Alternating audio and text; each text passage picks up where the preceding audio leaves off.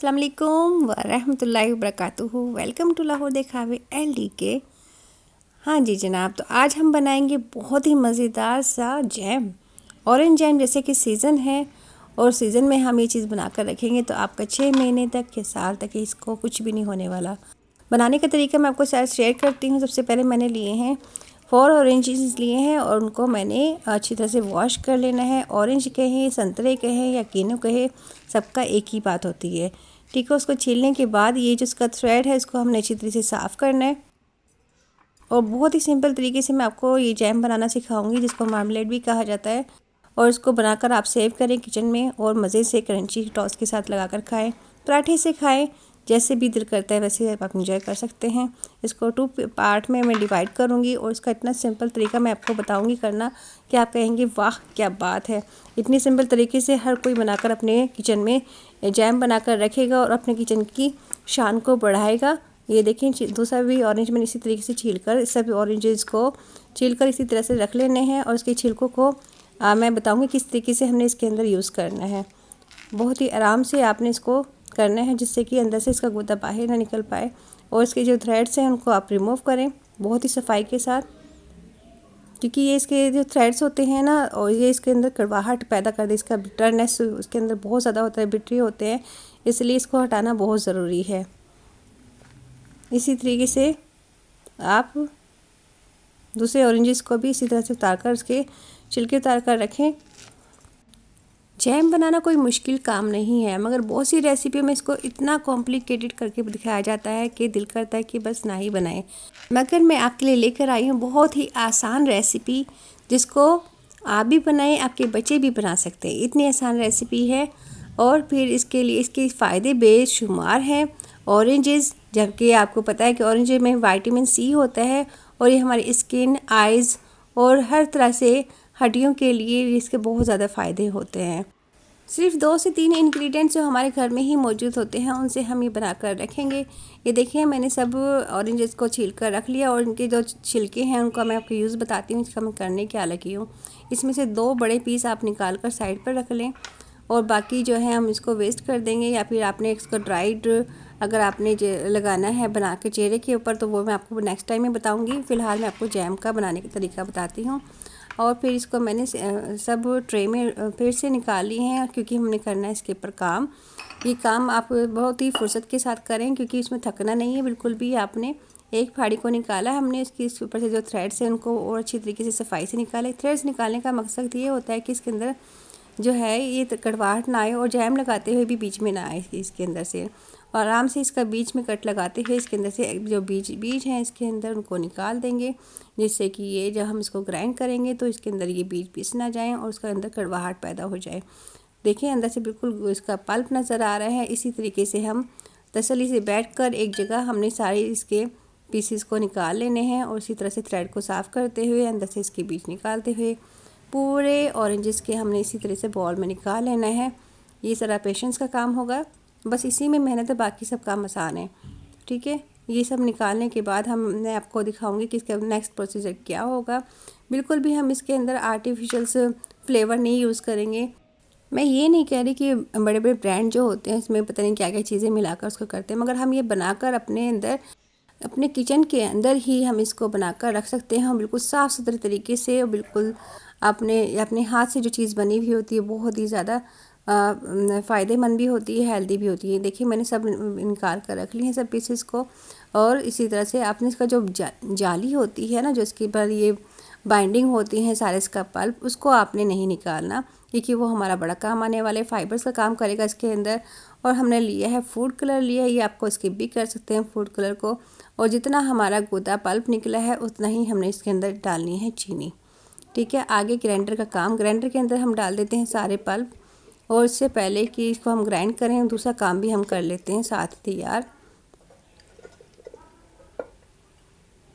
इसको मैं ग्राइंड करने का तरीका बताऊंगी भी। फ़िलहाल हम दूसरा काम मुझे याद आया तो वो मैं पहले कर लेती हूँ, जिससे कि हमारा जब सारी चीज़ें तैयार होंगी तो हमारा हाथ नहीं रुकेगा जब हम फ्लेम ऑन करेंगे चूल्हे पर, जब हम काम शुरू करेंगे।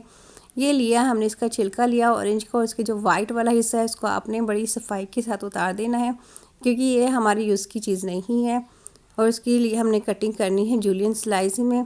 और इसको हम छोटे छोटे पीसेस में भी कर सकते हैं, स्क्वायर में भी कर सकते हैं। और जूलियन साइज़ में इसलिए कह रही हूँ क्योंकि जब हम लगाते हैं जैम या मार्मलेट, जब हम उसके टोस्ट के ऊपर लगाते हैं तो जो जूलियन पीसेस होते हैं वो बहुत ही खूबसूरत लगते हैं उसके ऊपर लगे हुए, और हमें खाने में भी बड़ा मज़ा आ रहा होता है, फ्लेवर आ रहा होता है ऑरेंज का उसके अंदर। इस तरह से आप बिल्कुल साफ़ कर लें इसको अच्छी तरीके से, और 2 पीस मैंने लिए जो इसके अंदर सफिशिएंट हो जाएंगे। तो फिर मैं कटिंग करने का तरीका आपको बताती हूँ कि किस तरह से हमने काटना है। मैंने इस तरीके से काटा है, आपकी मर्ज़ी है, आप जो मर्ज़ी शेप इसमें देना चाहे दे सकते हैं।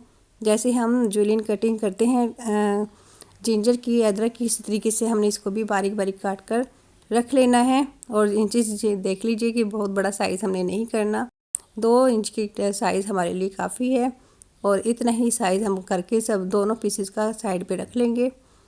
जैसे कि जब हम बनाना शुरू करेंगे जैम तो हमारी सब चीज़ें रेडी होनी चाहिए, बीच में हमारा हाथ नहीं रुकना चाहिए, क्योंकि और ज़्यादा देर का काम भी नहीं होता, ये फटाफट से कट के हम साइड पे रख लेंगे सारी चीज़ें।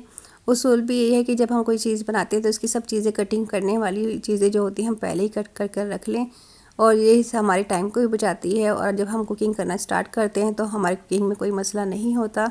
ठीक है, इस तरह की चीज़ें आप नोट कर लिया करें, टिप्स ही होती हैं ये खाना बनाने की। इसी तरीके से मैंने दूसरे पल्प को भी इसी वो छिलके को भी इसी तरीके से कटिंग कर कर रख लिया है, उसको हम साथ में रख लेंगे।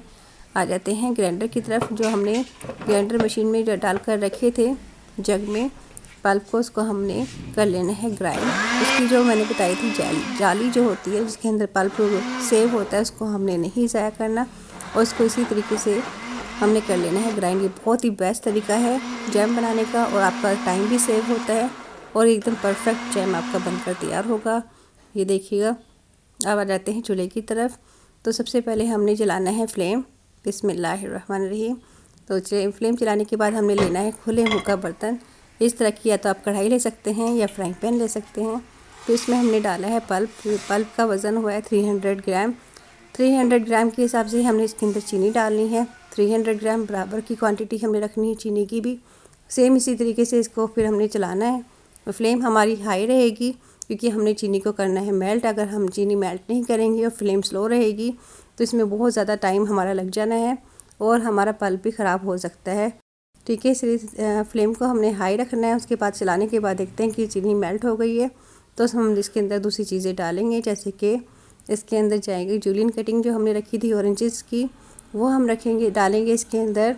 और फिर इसके बाद इसके अंदर डालेंगे फूड कलर। ऑप्शनल है, अगर आप डालना चाहते डाल लें, नहीं डालना चाहे तो मत डालें। कि मैंने थोड़ा सा रेडिश में लिया है जिससे कि यह थोड़ा अट्रैक्ट करता है अपनी तरफ। और अगर आपका सिंपल रखना चाहते हैं तो सिंपल भी रख सकते हैं। इसी तरह फिर हम इसको चलाएंगे। चलाने के बाद इसकी स्टार्टिंग हो जाती है, बबल वगैरह आना शुरू हो जाते हैं। तो ये देखिए थोड़ा सा सिरपी बन चुके हैं, चीनी अच्छी तरीके से मेल्ट हो चुकी है। इसको हमने 10 से 15 मिनट्स तक कुक करना है, और फिर उसके बाद हम इसको ट्राई करेंगे प्लेट के ऊपर डालकर। जितना जैम हमें चाहिए, थिकनेस हमने चाहिए इसकी जैम की, वो मैं आपको कुक करके बताऊंगी कि हमने किस कदर से इसको हमने कुक करना होता है। ये भी सिरपी बन रहा है, बहुत ही लिक्विड है। इसको हमने थोड़ा सा और कुक करना है। करीब से मैं आपको दिखाती हूँ, ये देखें। और जैसे जैसे ही जैम बनता जा रहा है मेरी भूख बढ़ती जा रही है, क्योंकि हमने बनाना है टोस्ट के ऊपर फ़ौरन से बनाकर इसको ट्राई करना है। और इसको हम कभी भी ओवर कुक नहीं करना है हमने इसको, वरना क्या होगा, ये बहुत ज़्यादा जम जाएगा और ये स्लाइस के ऊपर लगाने के लायक नहीं रहेगा, बहुत ही अजीब सा बन जाएगा। इसलिए हमने इसकी चीज़ का बहुत ज़्यादा ध्यान रखना है।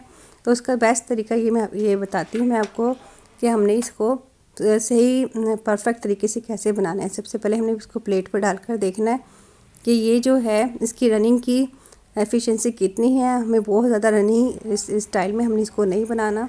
ये देखो अभी बह रहा है बहुत ज़्यादा, ये जल रहा है। इसका जो सिरप है इसको हमने थोड़ा सा और थिक करना है। इसके लिए मैंने इसको थोड़ा सा और चला कर ही आपने इसको कुक करना है, छोड़ना नहीं है, वरना ये होगा कि इसे साइडों से बहुत जल्दी जम जाएगा और बाकी सेंटर का आपका लिक्विड फॉर्म में ही रह जाएगा। ये अब तकरीबन कंप्लीट होने जा रहा है ये आपका जैम, और ये एकदम से कलर भी परफेक्ट आ चुका है।